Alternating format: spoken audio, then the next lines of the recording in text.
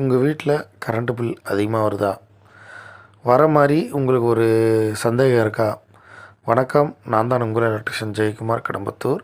இந்த வீடியோவை ஃபுல்லாக பாருங்கள். ஃபுல்லாக பார்த்துட்டு நம்மளோட பேஜை ஃபாலோ பண்ணி வச்சுங்க.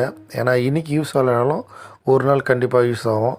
ஏன்னா ஃபோன் பண்ணுறவங்க எல்லாருமே ஒரு 10 நாள் முன்னாடி பார்த்தேன் மதர், நான் தேடினே இருக்கேன், உங்கள் பேஜ் எனக்கு கிடைக்கலன்னு சொல்கிறாங்க. ஒன்று ஃபாலோ பண்ணி வச்சுங்க, அப்படி இல்லைனா சேவ் பண்ணி வச்சுங்க வீடியோவை.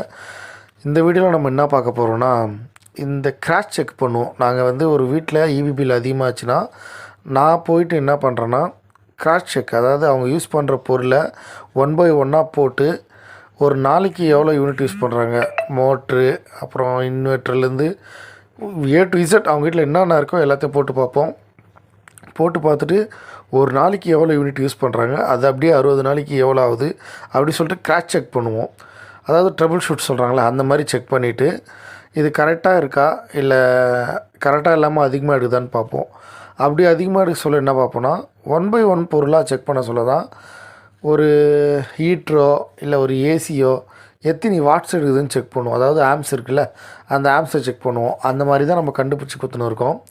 உங்கள் வீட்லேயும் ஈபி பில் அதிகமாக வருதுன்னா பயோவில் நம்ம நம்பர் இருக்குது, அதில் வாட்ஸ்அப்பில் டச் பண்ணிங்கன்னா வாட்ஸ்அப்புக்கு மெசேஜ் வரும். மெசேஜ் பண்ணுங்கள். முடிஞ்ச அளவு சீக்கிரம் ரெக்டிஃபை பண்ணி கொடுக்கலாம். இந்த வீடியோவை நிறைய பேருக்கு ஷேர் பண்ணி விடுங்க. பிடிச்சிருந்தால் லைக் பண்ணுங்கள், கமெண்ட் பண்ணுங்கள். நன்றி, வணக்கம்.